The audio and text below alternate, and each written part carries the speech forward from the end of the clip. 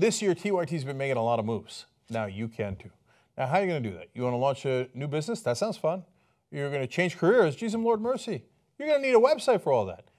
Lucky for you, Squarespace also making moves. You're going to go to squarespace.com/TYT. You're going to get 10% off your first purchase, and you're going to get to build anything you want on that website with a unique domain.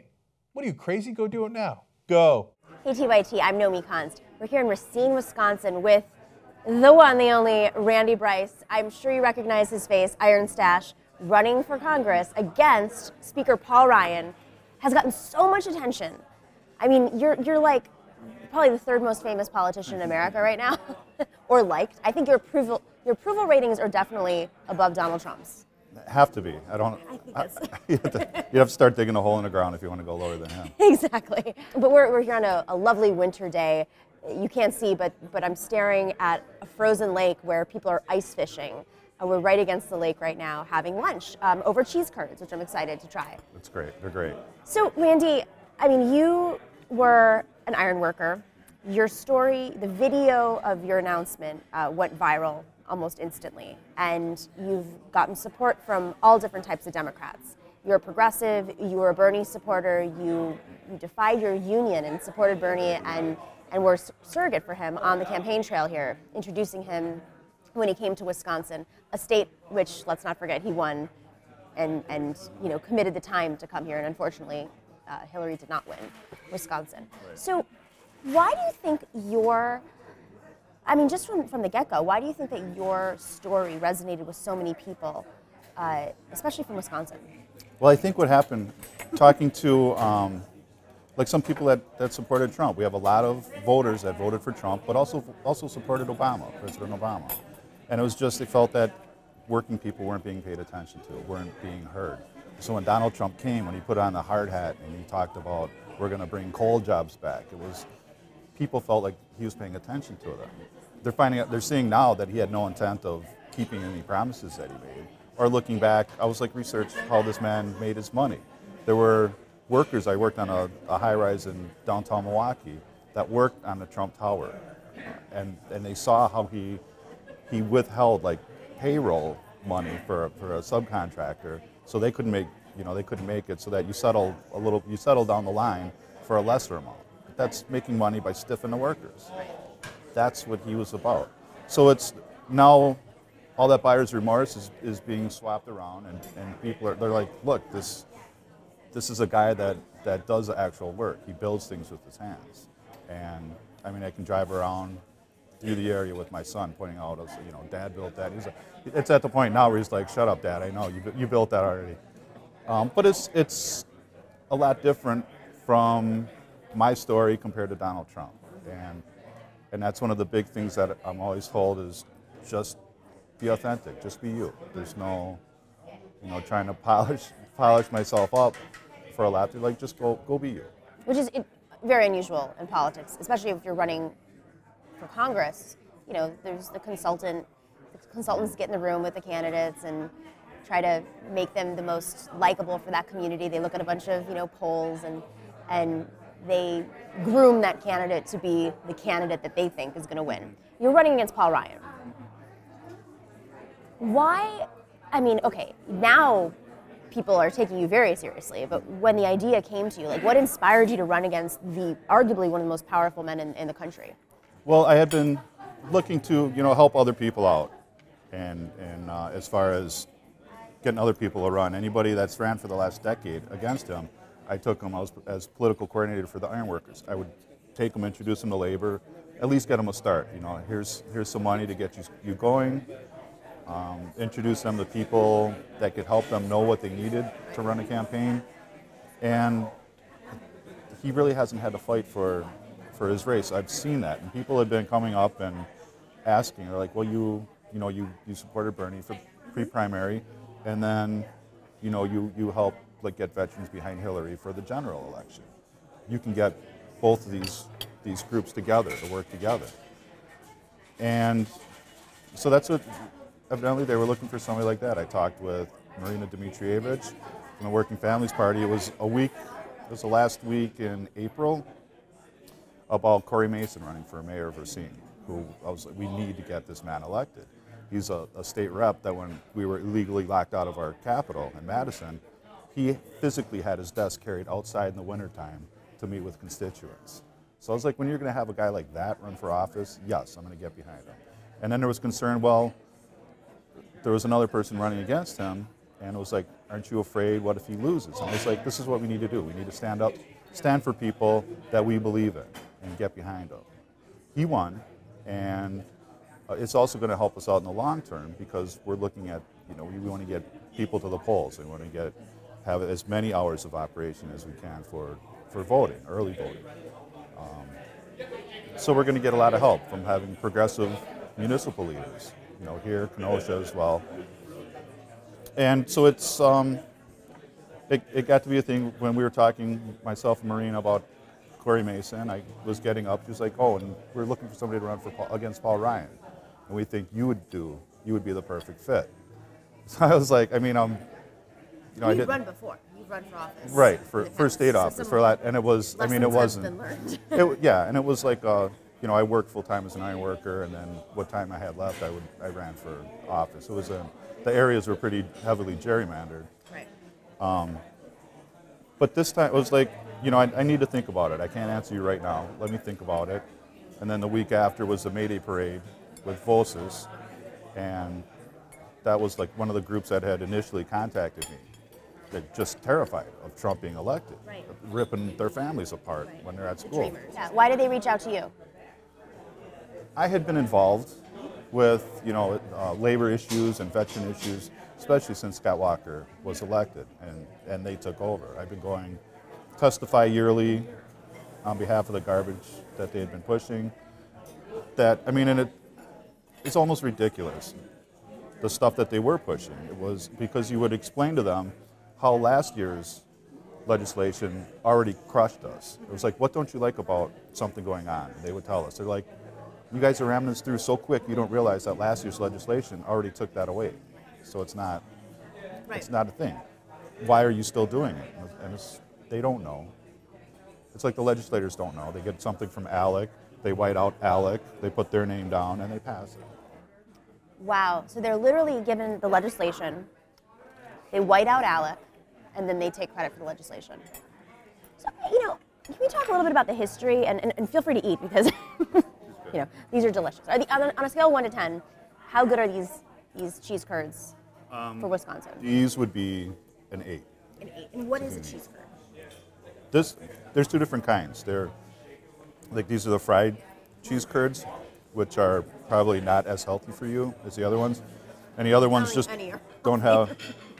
The other ones don't have a coating, and that's the kind that you rub. And if they squeak, then it's okay. That's what's referred to as squeaky cheese. They squeak? Squeaky cheese. You guys take your cheese very seriously. Yes. What is this cheese? Is it just? It can be. I think this is. I'm not sure what kind this is. Mozzarella. It's great. I'm sold. I can't stay here any longer because I'm going to gain 10 pounds.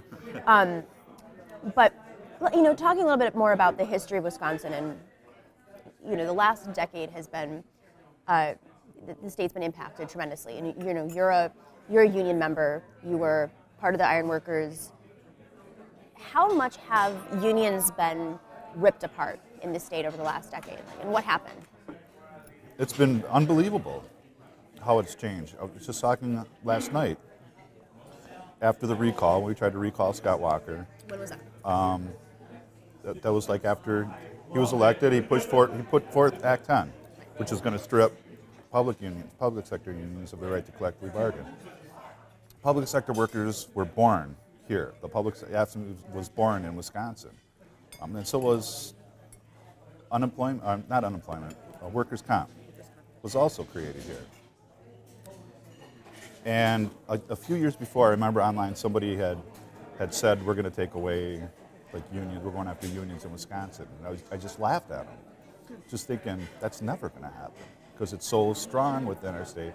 And then seeing what happened with Act 10 and... How was he able to do that? It was a sneak attack, yeah. We lost Russ Feingold that election. He got elected, and I knew because he was He was the Milwaukee County executive, and I saw how he treated the county workers, and it was not. I knew it wasn't going to be good if he got into Madison, but I didn't think it was going to be as bad as he did. It's just like Donald Trump minus the bravado, which is Yes. even sneakier because it is a sneak attack. It's Yes. not right there out in the open. You know, it is. It just seems. I remember when I drove home, it was a Friday afternoon. It was cold, and I got a phone call about that he was going to go do this Act 10 thing. So we were like, we don't know what we're going to do. It was myself, Colin, who's with the Ironworkers International now, and Graham Zielinski, who's the communications director for the Democratic Party of Wisconsin. He called us. He's like, we don't know what we're going to do, but we're going to do something. So we ended up thinking about it, and we're like, well, let's have a rally. Let's have a march. So it was either going to be Jeff Fitzgerald, who was the speaker for the assembly, or his brother Scott Fitzgerald, who was the Senate leader. We're going to march to one of their houses. And we picked Jeff Fitzgerald because he lived in a more heavily populated area. So within a couple of days, we were able to get 250 people to meet in Horicon, Wisconsin. And we marched. It was to the machinist. We met at the machinist lodge, and then we marched to Jeff Fitzgerald's house. You went to the machine. Right. The political machine. Wow. Right. And that was the first time I heard talk about recalling Scott Walker, and it was just, I mean, the hair stood up on the back of my neck when you hear that, and it's like, this is where we're going to go. People are that upset. And then after that, drove to Madison and saw how the crowds built up there to hundreds of thousands. And just going every weekend, taking off of work to go during the day, then just seeing how the state had been torn apart. Like during the recall, it was almost like a civil war politically was going on here. There were signs that if you saw like a Republican sign in front of a business, there were places on Facebook that just listed the businesses, like do not frequent these businesses, which even to this day, there are some people that hold a grudge. Like, I remember he had so-and-so sign there.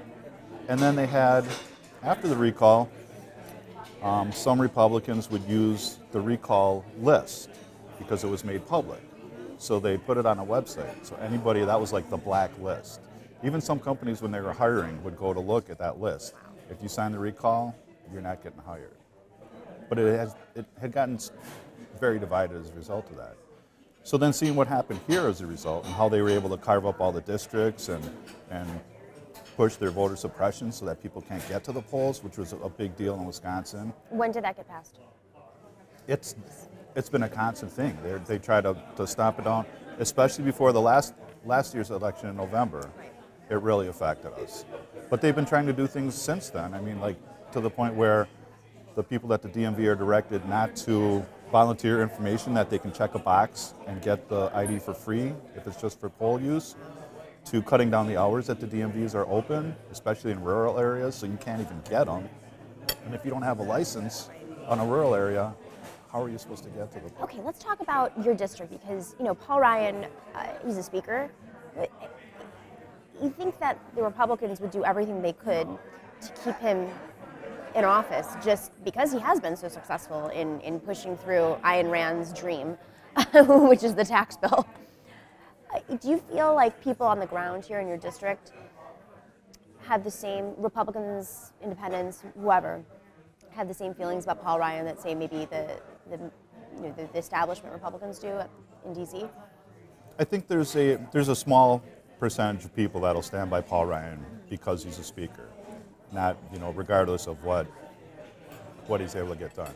He's always tried to present himself in the area as a policy wonk that just wait till we get the majorities in what we're going to be able to do for everybody. He's also said he's been against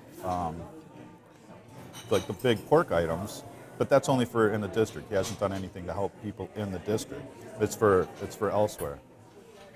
So now that he's been Speaker of the House, and it was like looking at how unsuccessful they couldn't. I mean, luckily they were unable to get anything done last year, aside from the tax scandal.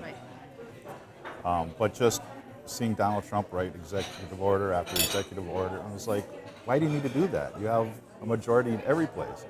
But that at the same time, that scared me, seeing what happened to Wisconsin and how they carved us up and just started jamming things down our throat, where it was before you had plenty of time to make it to go testify in Wisconsin. Now they cut it down to 24 hours notice, just a bare minimum. It's like ambush legislation is what they have going on. I didn't want to see that happen on a federal level. And so finally when it was asked, it was like, will you run? It was at that May Day parade where it was, you know, tens of thousands of people that you know are terrified all around you, that their families, they're there because they're afraid their families are going to get ripped apart. But yet seeing that look of determination on their faces, united in big groups. And it was like, when you get asked at that point, there's no saying no. You knew there was support for you, and you knew that people are going to organize, and worst case scenario, you get to highlight the issues that need to be highlighted in this district. Right. Well, and it was knowing that, just knowing that nobody's going to fight. I'm not determined to make a change, and nobody's going to fight harder than me. You know, so it was, why not me? Why not? Let's talk about your story. You know, we saw some of it in the video. What's your background? You're an iron worker, you're a veteran, but... Born and raised in southeastern Wisconsin. My dad's a retired cop. He now has Alzheimer's. He lives in assisted living. My mom has MS. She worked at a doctor's office. Great, typical middle-class upbringing. Graduated from public schools. Enlisted in the Army after I got out. 3 years. Spent some time in Honduras. Was stationed at Fort Bragg, North Carolina. And was part of the Rapid Deployment Forces, so we were on alert a lot, and as far as getting sent to different areas. Okay. He's eating healthy. Thank you. Mahi sandwich. This is a lot of food. Thank you. Thank you. After I got out of the Army, one of the first jobs I had was working with homeless veterans. And, you know, I saw from when I was in Honduras, I made friends with the guy that turned the water on and off because you didn't have water 24/7. It was only, you could only get it during certain periods. At the base? Yeah. Just seeing that and looking, you know, open my eyes to the haves and the have-nots, you know, being, like I said, being raised in a middle-class family. And then coming home and then working with veterans. And I was like, you know, if I didn't have that job working with homeless veterans, I could have been one of the homeless veterans. It was just, I mean, that really hit home. You know, like, these guys just came back. They did the same thing I did, and our government's not doing anything for them. Just go from hero to zero. So it was through a grant working with the National Association of Black Veterans that I did that for like a year and a half, almost 2 years. But it was, I mean, the issues that they face too. They have no home, so if we get them cleaned up, send somebody to a job interview, how are they going to know if they did well? Who do they call? Where do you send? So we had it, they were able to use the shelters. We talked to the shelters. They can use that address. They can use their phone to leave a message. But going back to the guy in Honduras with the water, you know, looking at nowadays, we still have homeless veterans. We still have a lot of homeless people. And just seeing this tax scam and the richest people are getting another break while we're not doing anything to help The veterans that they exploit, Right. frankly. Right. And I mean, that was my first realization, just living in the area with the haves and the have-nots. And then coming back here and seeing now, you know, in 2018, Trump's America, where you just got back from Puerto Rico. They don't have electricity. They don't, it's like we're going towards that Honduras. I mean, one of the things that we're trying to do is highlight parts of the country and world, but tell the story of disaster capitalism, as Naomi Klein calls it. You know, the shock politics, where regions have been attacked, you know, workers have been attacked, governments have been starved of resources, and then suddenly everything needs to be privatized. You push, you know, you push down the unions, privatize everything, and then they rush through this legislation or offer opportunities to come in and, you know, for private contractors to come in and take government jobs or union jobs. Or, I mean, in Puerto Rico, it's obvious what's happening. I mean, they're literally not paying their police officers right now because they can't afford to, because the government's not funding them, in the debt crisis. And now you have private contractors coming in to keep, you know, security in Puerto Rico. This is happening in Wisconsin, in Buffalo, in Pennsylvania, in regions all over the country. This is not, it's not an idea anymore. It's not a philosophy. It's an action, and it's hurting communities. So, you know, one of the things that we hear is that the thing that's going to stop this is getting progressives elected. So if you do get elected, you know, you're going to be one member in Congress. How are you, I mean, a very progressive member in Congress, but how are you going to be able to convince, you know, your colleagues that no is not enough, it's incrementalism is not the way that we're going to shift these draconian policies? There are already quite a few members of Congress that have reached out that we communicate. Like Ruben Gallego has been phenomenal in Arizona. He even came up here and had a town hall with us talking about DACA. But there are other, like there's another, I can't think of his name, an electrician. When I was in DC, we were talking about, you know, we need more building tradespeople that actually worked out in the field. Wow. There are some that are in, but it's being able to just to tell my story, that I know what it's like to get laid off in the wintertime suddenly, because I mean we don't know, and with the building trades we don't know how long our job's going to last, and so I know what it's like to get laid off in the wintertime. I know that there aren't any other jobs going on. I turned down working up in Canada, where they're actually digging up the tar sands, when I was unemployed, and that was like getting $200 some odd a week, which you can't live on. But it's like $260 something. Oh my gosh. Unemployment. That's because of like child support getting taken out for my son's mom. But I had a friend that was working up there, and he said, you should, if you need work, come on up here. We're making over $100,000 a year. And it was at a camp. They fly you in, they fly you back. You work some really long hours for a period of time. The company pays to fly you back home, and they take really good care of you. You live in a camp up there. And I was like, you know what?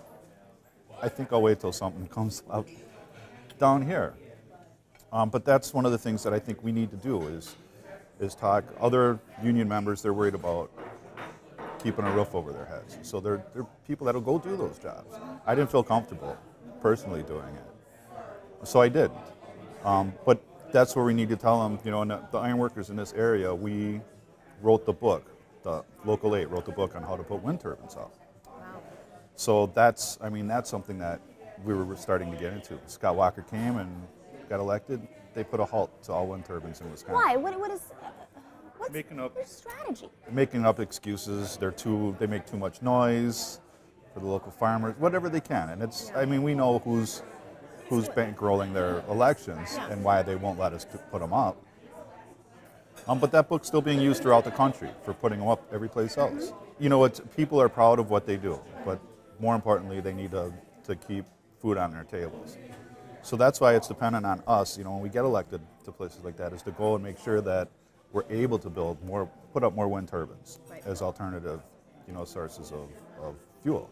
And then being able to relay that into the workers. It's like, not only is this going to feel good because you're getting paid good to put these wind turbines up, but it's also good for the environment. It's a win-win for everybody. I've been asking this question of a lot of people around how you kind of turn back the clock, right? Hillary Clinton said the coal jobs are not coming back. Mm-hmm. And that has now become a slogan by a lot of centrist Democrats, more neoliberal policies, who think that, you know, Wisconsin will never be what it was before 10 years ago, or when unions were at their strongest, right? Buffalo's never going to be, you can't reopen all those factories. You know, Detroit's not going to be the same. Which is, it's a tough, you know, it's a tough thing to answer. Like, how do you rebuild the economy? You know, you may not have the same types of jobs, but how do you rebuild this region and convince people who have been affected, who may have done the same thing their entire lives, and now their job is either obsolete or has gone overseas, and it's going to be very hard to bring it back? There are other things that we need to be looking at, especially retraining. Whereas, you know, as far as the expense of retraining yourself once you get laid off from a job, like the first district, there are thousands upon thousands of auto worker jobs. There's a huge plant that's being overgrown with weeds in Janesville. They're still finishing bulldozing a huge plant that was in Kenosha. Delphi was just to the north of us. A lot of jobs. And even the UAW jobs in Racine County have shrunk quite a bit that work at Case New Holland. But even though the factories and the buildings that these people worked at are abandoned, we can't abandon the workers. They need something to do. And when you get laid off, you're not going to have extra money to be able to go pay for school. Because you're thinking about that unemployment, a couple $100, maybe $300 a week that you're getting. You can't live off of that. And if you have kids, you know, you're going to lose your health insurance too as a result of that, because health insurance is so often based on where you work. Which is why it makes so much sense for something like Medicare for All. That's also going to help bring jobs here, because Paul Ryan's talking about like the GE plant that the whole factory moved from Waukesha to Canada. He was blaming it on the tax rate, that he couldn't even keep which number straight that he wanted to use. But it's like, no, let's look at the big picture. Canada has universal health care. They have a system in place. We're competing with that system as part of it. So if you want things to be equal, let's start talking about, and you can't tell me we can't afford it when you just gave this huge tax break to the richest people in the country. None of it's making any sense. And I think they're starting to see that it makes sense to them, because they were admitting that if we don't get this tax scam bill passed, our donors aren't going to contribute anymore. You said that out in the open. Yeah. It's unreal. So they're not even shy about that. And now, you know, today seeing people that are not planning on running again, left and right. Daryl Issa today announced. I'm really optimistic about 2018. Really optimistic. And you know, at one point when we first started, people were like, "Are you crazy? Don't you, you really think you have a chance?" And it was from day one. Yeah, we definitely do. Just wait. And now you've outraised him twice? I don't know about last quarter. I don't know we brought in last quarter. But I do know we brought in more than the Republican Senate candidates. And it's all small dollar, average? 25? Average was, I don't know if it went down to 24, but like $25 average contribution. How many donations is that? Over 100,000. Over 100,000 people across the country have invested in your campaign to take on Paul Ryan. That has got to freak him out. That has got to freak out Republicans, because, hey, if it were up to me, I'd have 1,200, more Randy Bryce is running across the country to win back all these legislatures. Because it's a powerful story. It's a powerful story, and there aren't enough workers, people who work for a living in Congress. The average congressperson is a millionaire. So 2018 does seem very bright. I'm going to let you eat a little bit, because we we have to get going, and I'm looking at the time. So we'll continue throughout the day talking more about the district. Hey TYT, I'm Nomiki Konst. We are here in Racine, Wisconsin at Toad Hall, having an end of the day beer after following around the great Randy Bryce while he campaigned today, showing us around Wisconsin, his district. We just finished up a DACA roundtable, and you really, couldn't have picked a more timely day. This was the day that Donald Trump, I assume he ordered ICE to go and raid 7-Elevens across the country, and thus far over 20 people have been arrested, and they raided hundreds of 7-Elevens, rounding people up. And this is a day after he announced that he was going to be deporting more people, people that have been protected from Central America for over 2 decades. So, this is a key issue. I don't think most people would think that Wisconsin is the epicenter for DACA recipients, but what we're seeing is that there are so many different communities of immigrants from all over the country who are not just Latino or Central American, but from everywhere. Right, and it's a very diverse group of people that immigrated here. And just the fact of going and picking on any one group, as soon as you see that happen, you know there's going to be another group. And that's what's been going on and that's how he got elected too, was getting people pointing the finger at other people, saying it's their fault, you don't have something. I'm going to fix it when I get in. Well, he's just doing more damage. Well, he's saying, he talked about draining the swamp, but nobody knew that what he was going to fill it back up with was going to be a lot more toxic than swamp water. So it's horrible that we have a bully for a president, and it's horrible that nobody else is standing up to him, too. Like Paul Ryan, Speaker of the House and Congress, who had said that he's going to let him go along and do what he's doing because Donald Trump is letting him get his agenda passed. So it's, you know, and that's not, he talked about slowing down Donald Trump. Well, you're supposed to be, it's part of checks and balances. It's not enabling the president, which is exactly what he's doing right now. What I find especially interesting about where we are is, you know, Donald Trump did invest quite a bit of energy and time in the Rust Belt region, and he didn't just say, you know, your jobs are gone, and he didn't say the big companies sent them overseas because of the tax policies or the way that the income, you know, the workers' rights have not been protected, and he said, oh no, they're stealing your jobs. Right. And so when you look at a district like this district, and the fact that, you know, you were motivated to run in part by your involvement with the Dreamer community as a union organizer, I mean, that, I just find that dynamic so fascinating. Do you see that more people who are members of unions, like, they realize now that they didn't lose their jobs because of the other people?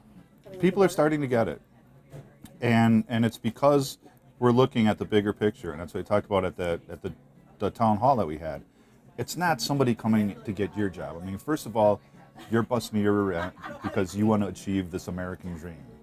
So, you know, and we're at a point now where we used to be able to pass along something more to our kids, and now we're lucky if we can pass along what we had, the same. You know, the pay scale is leveling off.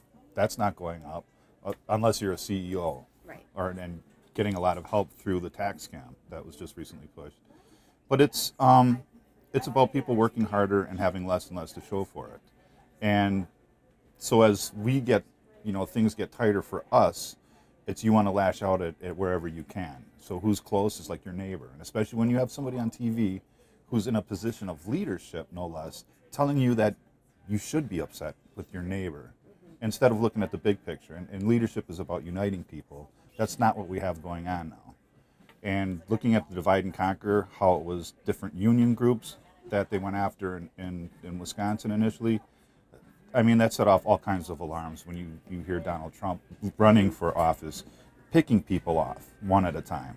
So that's why it's great. I mean, and in talking too about, well, should they deport everybody? Wisconsin, which is known as being a dairy state, as we learned earlier tonight, the dairy industry is gone. Explain why. Because it's based off of the people that are milking the cows. It's people that are here without documentation that could fall into that. And, you know, and this what we have now is just a temporary 2-year thing. That's just relief of mind, peace of mind for 2 years. But when that 2 years is up, then this fear and anxiety and everything comes back, because it's like, now what are we going to do? And that's dependent on who's in charge, and that shouldn't be the way it is. We should get something passed that's not dependent on anything else. Like, it's not we don't deserve to, you know, build a wall. It shouldn't be a trade-off. And first of all, why are we paying for the wall that Donald Trump promised us Mexico is going to pay for? So he's lying to get more from us. It's really a sad place, and it's a scary place for too many. And that's not the America that I was raised in. That's not why I enlisted in the Army, to go and protect the country. That's going to only look out for certain people. It's interesting, like the wall promise. I was listening to some Republicans struggle to defend this deal, this trade-off. Like, it seems like he's not able to even loop in his own Republicans on the wall issue. I mean, you think after this long he'd be able to kind of round them up and get them to support his wall, especially if it's in a trade-off with DACA recipients. I think when you look at someone like Paul Ryan, I don't know where he stands on immigration issues, but you know, there has been some Republican support for immigration reform over the past, you know, decade. But you know, he was hesitant to support Donald Trump when it comes to the wall. Do you see that he's shifting now because he has to be in a good relationship with Donald Trump? He's his biggest enabler right now. And it is just to get past what he wants to get past.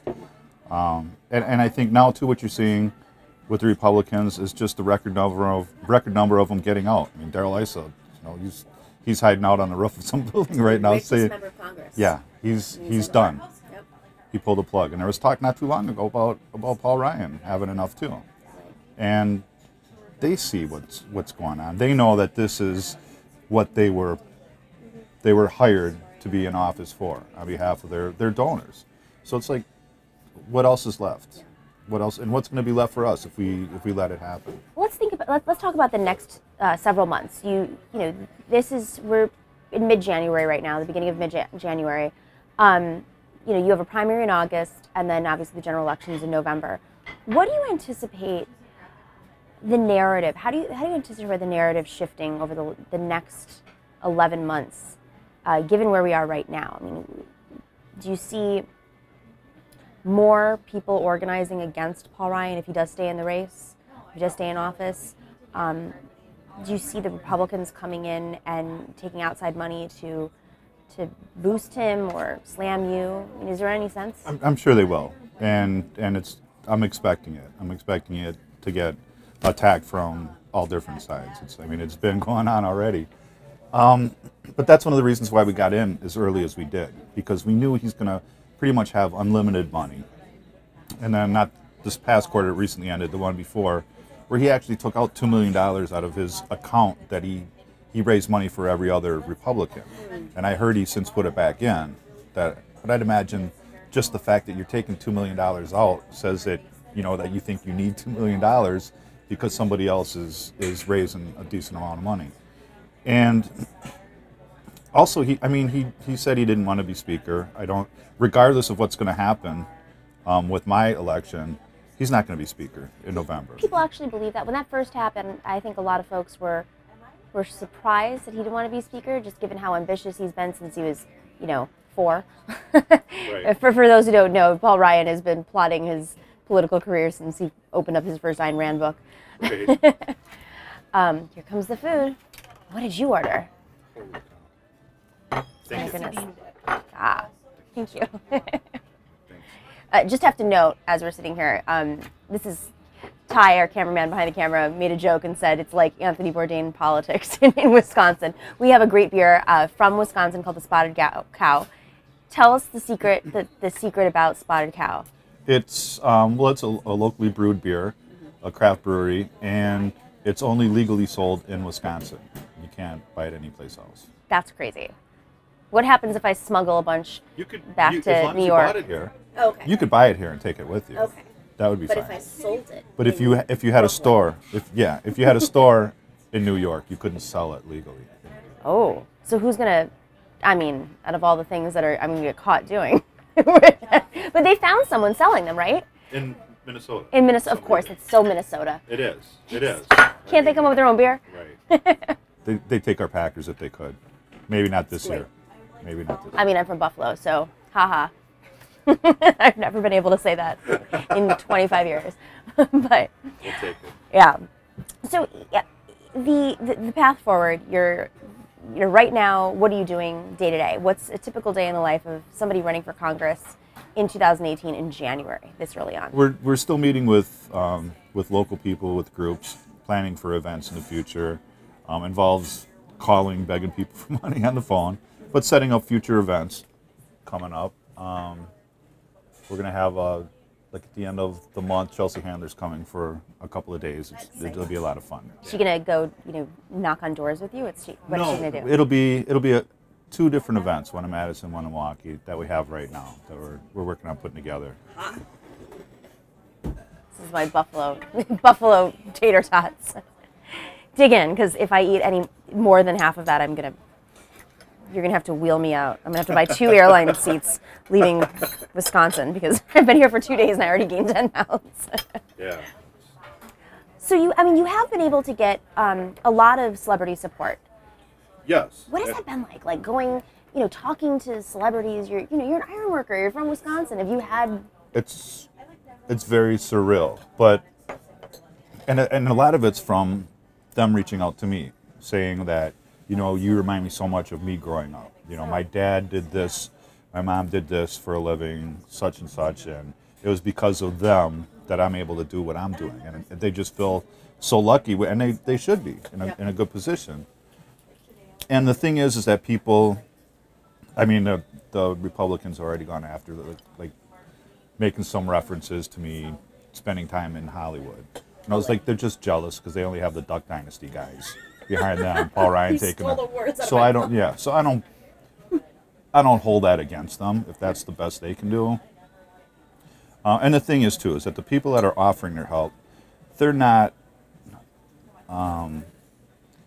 wealthy, greedy people that want something in return. Right. You know, it's just like, I appreciate what you're doing. You know, go give him hell. He's a horrible person. He's making life very, very horrible for a lot of people. So if I can do anything to help you out, let me know. Who's been the most surprising person to reach out to? I mean, and across walks of life, like the most interesting story, message. Chelsea Handler has really gone above and beyond as far as, you know, inviting me on her show, and then she had an event at her house, and then coming to Wisconsin. So it's, you know, and you can tell everybody that's been involved has been very genuine about it too. That it's not, they're not doing it to see themselves or to hear themselves. And she's not from Wisconsin. No. And that's another thing too, is just finding out how many Wisconsin connections there are, meeting people everywhere. What do you do? I mean, you get to Hollywood. I mean, you're here talking to working people every day, talking about the economy being crushed, you know, people being potentially rounded up by ICE at a moment's notice. And then you're in LA, and it's surreal. It's a different. But how do you? I mean, did you know who everybody was? Did you know how to interact with them? Well, yeah. I mean, because who else was at the Chelsea event? Helen Hunt was there early. She's one of the early people. So I went up, started talking, and she, introduced herself to me, and it's just would have been rude. It's like, I know who you are. It was just like, just thanking everybody for being there. And then too, another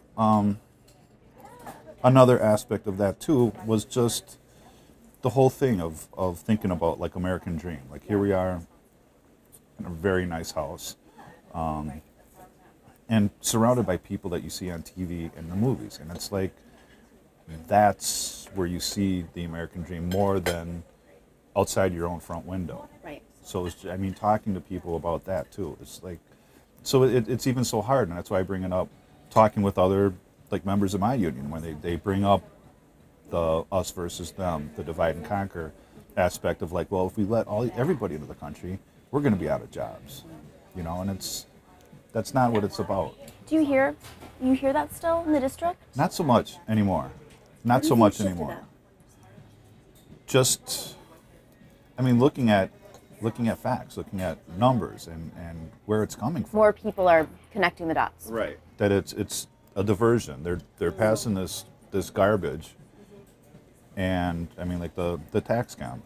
Yeah. And it was like, so what do people that are here without documentation have to do with that? It's almost like they're shining They're shining a flashlight someplace else. And healthcare. Same thing. Right. They sneak in their top priorities into these other bills that they ram down people's throats. Have you had any interaction with Paul Ryan? Not recently. So you did before the campaign? Just in passing, where I'd see him like at a county fair or something. But he's been pretty good at hiding. How often does he come to his district? Rarely. Even the senatorial Republican, I can't think of his name, Kevin, who's a Republican running in a primary, he's even made mention. He said he's hardly here. Wow. And he got the other Republicans jumped on him for that, but it's the truth. And when we first started, I was making a comment that it was over 600 days since Paul Ryan had a public town hall. His campaign got a hold of that. They didn't like hearing that, on interviews. So they demanded that PolitiFact check up on it. They're like, well, we have these teleconferences, taxpayer-funded deals, or he has a friend that owns a business that donates to him, that they'll have a captive audience that he'll go talk to. He's like, we do other things instead of, these are public town halls. Yeah. So PolitiFact came back and they said, we had to correct ourselves, that it wasn't 600 days since Paul Ryan had a town hall. It was 650 days since Paul Ryan had a public town hall. And that's since gone up to over 2 years. It's been over 2 years since Paul Ryan has had a public town hall. Yes. In the light of his bill that he's championed. So I'm assuming he's not going to want to debate you either. I'd be happy if he would just be in the district to be answerable so that people could ask him questions right now. Right. But he's not. Congressman Mark Buchanan has had 5 town halls in his absence, and he's going, to every county to have a town hall since Paul Ryan won't be here. He's afraid of people. And with the horrible policies that he's pushing, I don't blame him for being afraid. How do you think you got elected in the beginning? Well, he seemed to have been groomed for it from the stories that I'm hearing of people that knew him at a younger age. And he was a nice enough guy. I mean, he used Social Security to get to where he is, which is kind of amazing that now he wants to kick the ladder away from the building so nobody else can get up to where he is. Right. But he's just totally changed from, I mean, before when he ran against, I helped Rob Zerbano when he ran 2 terms against him. And he would come across as a nice enough guy. Yeah. But when he's in the district, it was hard to tell who the Democrat was. Because he's talking about saving Social Security and saving all these the best things that the country has had as far as safety nets. And now he's openly talking about just cutting them from under people. Wow. And people are seeing that he's, like the Trump voters that were on board with the Drain the Swamp, they see Paul Ryan as one of the swamp monsters, one of the biggest swamp monster. Do you have any sense of his approval ratings right now in district? Low. I would say 40s. Which is, to compare that to, Congress is less popular, and I'm not kidding here, than Hitler is nationally, and it just keeps getting worse and worse every year. But for a congressman in his own district, the joke has always been, we hate all of Congress, just not our congressman. And that's actually pretty low, especially if it's his district where the speaker is. And there were a few people that are like, well, he's speaker, that brings us something, but it doesn't. And he's even used that as an excuse for why. Like what? What do they get? We get nothing. We get nothing. We don't even get a representative, somebody that cares enough to visit us. And how can you claim to care for people that you don't even want to see? And now the fundraisers that they do, and that's the thing too. I understand the fundraising aspect of it, and if his position as speaker to help other people out, that's fine. But if you're going to do fundraising for other candidates, you at least need to be, accountable to the people of your district. At least show up there. So that's why we're able to, and that's why I find it kind of amazing we were able to outraise them 3-1 and still have events in the district because we care. And that's basically what it comes down to. He's left a vacuum. Right, exactly. People don't know what's going on. We don't know how legislation is going to affect us. So that's why I'm so grateful. Like Gwen Moore had an event too. Ruben Gallego came up. But Mark Bocant has just been amazing as far as coming here and telling people what they need to know and staying until all the questions are answered and drawing big crowds because people, they want to know. What's I think so fascinating about this time around for Democrats is, it used to be that you do have celebrity support, but you don't need it. Like, the reason why you're popular is not because the celebrities, they're coming in because they see how popular you are from the grassroots. But it used to be that a candidate needed to have like a celebrity come in to get a big crowd. Now it's, yeah, we're going to talk about the issues and I want to listen to you, and everybody shows up. It's a fascinating time. Mm-hmm. It really is. You've run before. What are some of the lessons that you've learned since your first run? Well, I tried doing it while working full time, and that wasn't going to work. Also,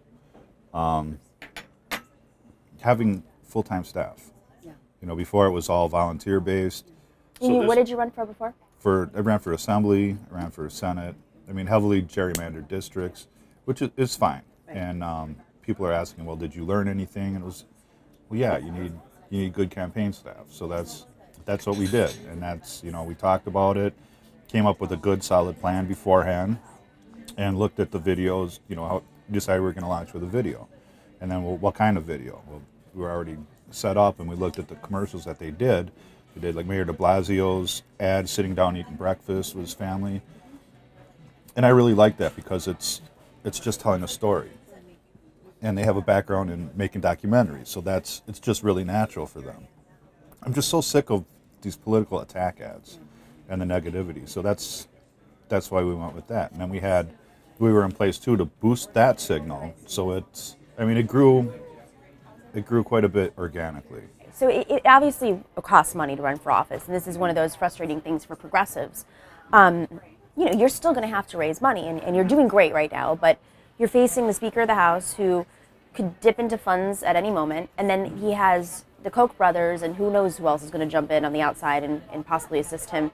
Where, for maybe folks who've never worked in a campaign before or aren't familiar with how this works, where does the money go? Like, is it, I mean, where are you deciding the money should go? Because obviously there's a debate over where resources are spent, but you know, what kind of campaign are you running? We're building up. We're getting ready. We already have a full-time volunteer coordinator, so we're finding out where everybody is, or all the volunteers are. Doing a lot as far as getting people's contact info for like donors, and so we have our staff. Our office is open up now, down the street. We'll have 7 full-time staff next week. And you're gonna have to do a lot of door-to-door, right? We'll be doing, yeah. We'll be setting up to do a lot of door-to-door, and we're getting set up for like text messaging people so that we can geographically locate them. So if we have an event in a particular area, we can target people within a certain mile radius, invite them. But we're getting ready to do a lot of voter contact, and all the money that's going to be coming in to help Paul Ryan, I would imagine most is going to be attack ads on me. I talked to John Ossoff when we were at Netroots Nation, and he was telling me about some of the ads that they pulled on him, or like calling him a terrorist, and even having like a machine gun, shooting people, like a cartoon type thing. Where did that come from? He had no idea. Because he didn't want to build a wall? I don't know. But that kind of stuff. They're just jumping to major conclusions. Things that are really ridiculous, that aren't based in, in the real world. But just, so ours is going to be just getting a positive message out, and that's all we need to do to win. I mean, the world's paying attention to this district. Right.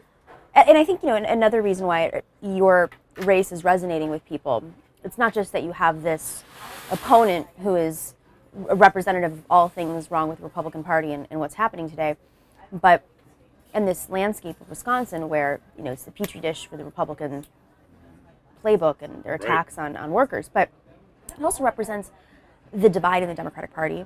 And, there's this very real debate over whether or not Democrats should be talking about economics, should be placing workers out front, or focusing on other things, maybe supporting corporate money more, or some of the donor class, letting the donor class dictate who the candidates are.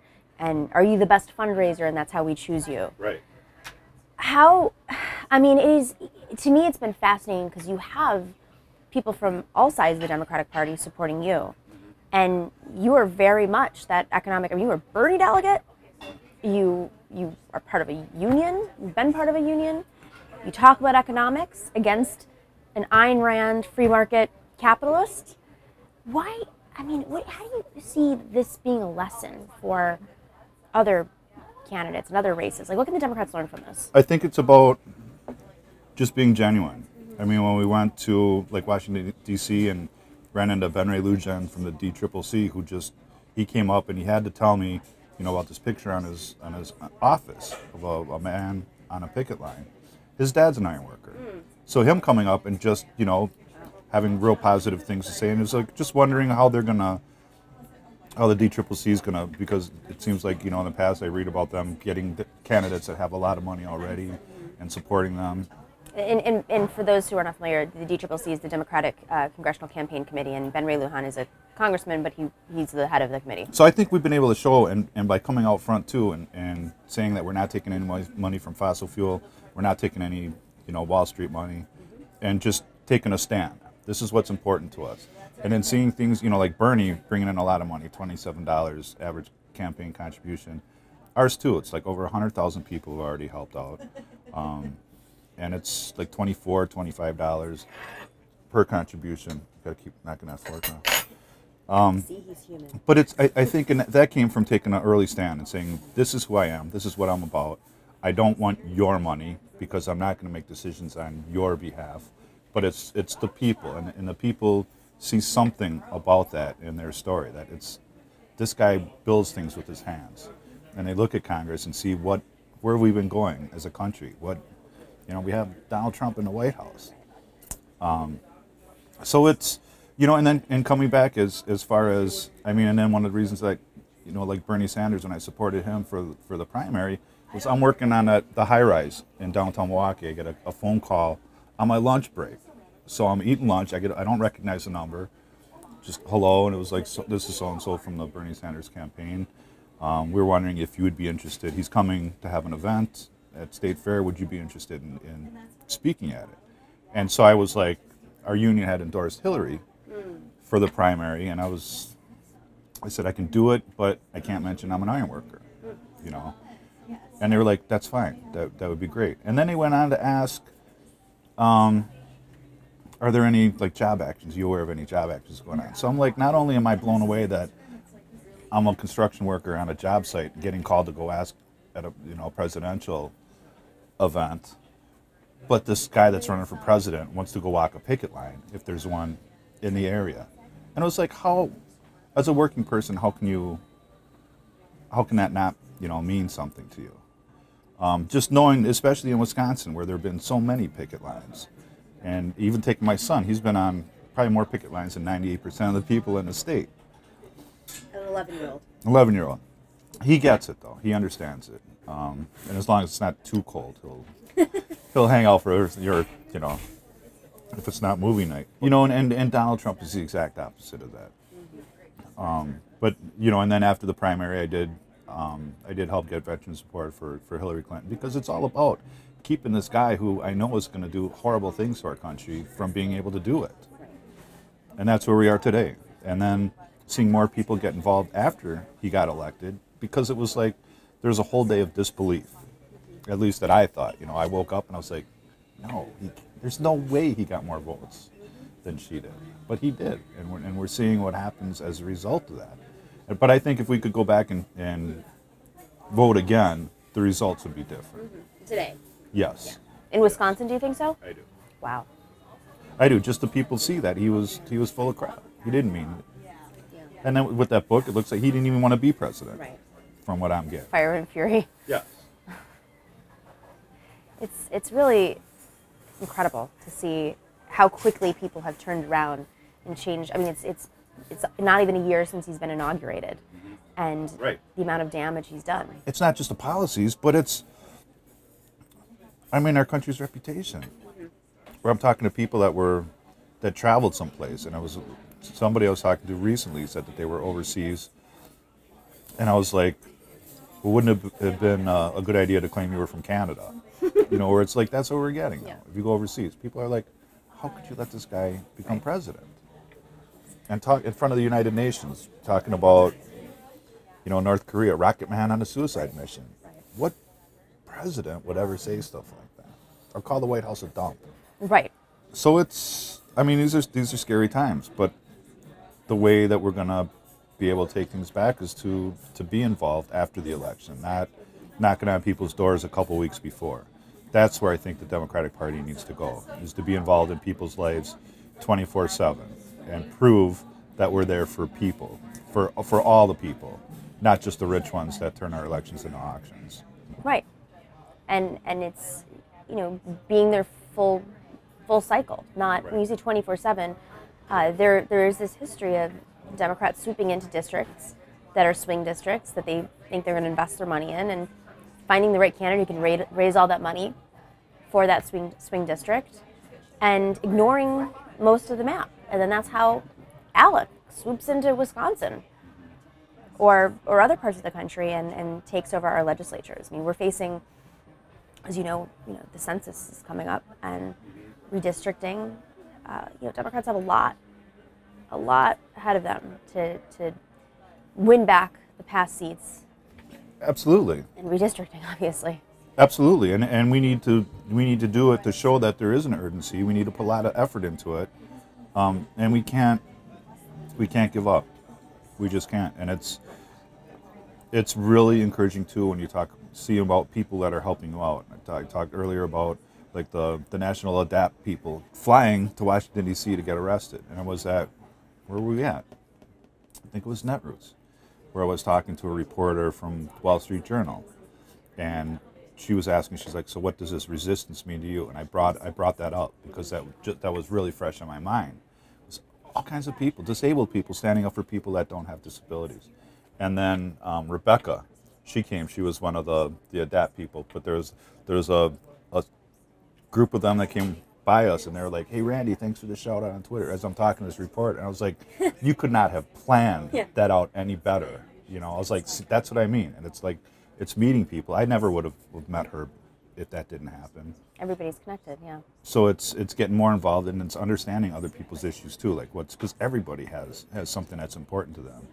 And so if we can do something to help everybody achieve their goals, which is a very possible thing to do. And that's another thing too that we're doing as far as running for office, is reaching out and helping other grassroots people. Whether it's, I mean, like Crystal Ball has her People's House Project, that right away, once we announced, she was very helpful as far as like dealing with MSNBC and just giving advice, giving some pointers. So there's a lot of help out there, and it's just getting plugged in and listening, which I think is the number one job of anybody that wants to represent other people, is listening. So it's hearing about people's issues and then being resolved to do something about it too, and not just giving lip service. And that's what's gone on. Paul Ryan has been, 20 years. That's as long as I've been an iron worker. And I can go around and point to quite a few buildings that I worked on in the area. And Paul Ryan doesn't have a lot to drive around and point out of things that he's done to help us. Do you think that you've transformed the Democratic Party in Wisconsin? I don't know if I could say I could take credit for transforming it. I know it's like we're waking people up, kind of shaking them, like, look, we have a real opportunity here. And it's not just for removing Paul Ryan, it's for taking back the entire state, because we have a governor's race coming up, a lot of candidates running for that, other congressional races too, and keeping Tammy Baldwin in office, which is really important. They're talking about bringing a lot of money in to get rid of her. So it's not just the 1st congressional district, it is taking back our state. And then because we're taking out the Speaker of the House, the 3rd most powerful Republican in the government now, I want to be there and send that message that your policies are horrible and your time is up. We're gonna put more of us back in. We'll be watching. It's very exciting. We hope. Yeah.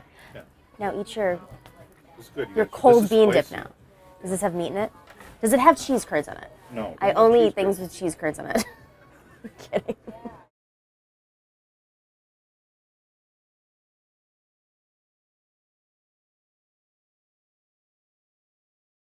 If you like the interview that you just watched, I got great news for you. If you become a Young Turks member, you can watch them live as they happen. Only the members get that. You also get Young Turks live. You also get Aggressive Progressive live and Old School live. Everything is available for the members and commercial free. tytnetwork.com/join.